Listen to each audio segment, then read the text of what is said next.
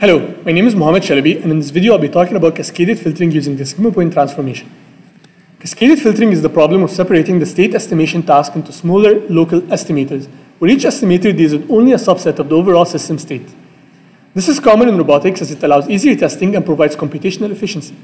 But it introduces problems that do not arise in non-cascaded estimators or full estimators, which is that the cross-covariance terms between the two estimators are neglected. To demonstrate this, consider the example of a robot with an attitude and heading reference system, or an HRS, located at its core. This HRS then feeds an attitude estimate into the position estimator. The position estimator is trying to estimate the position of the robot, which is a point Z. This estimator receives the position measurement from a sensor at some moment arm away. If the attitude estimate fed from the HRS into the position estimator has an estimation error corresponding to phi, this results in an error in the position estimator too.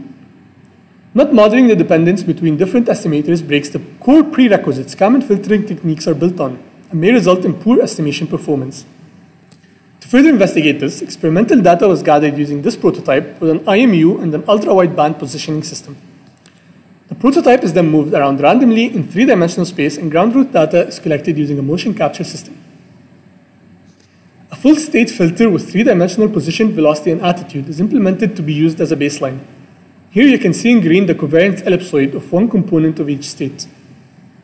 The naive filter and proposed filter only estimate position and velocity, and both receive attitude estimates from a separate HRS.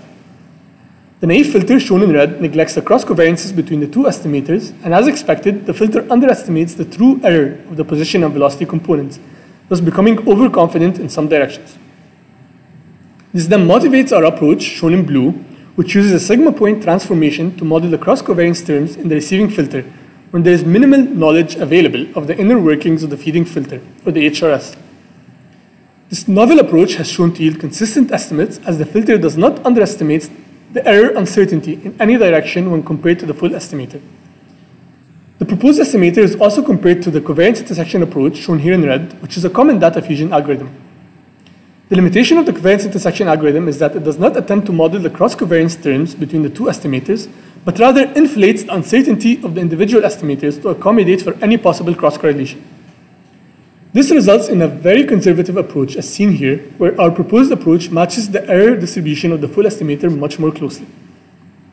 Despite worse attitude estimates in the cascaded filtering structure, as the position measurements do not correct the attitude estimates, the proposed approach is shown to achieve comparable performance to the full estimator, while outperforming both the naive filter and the covariance intersection approach.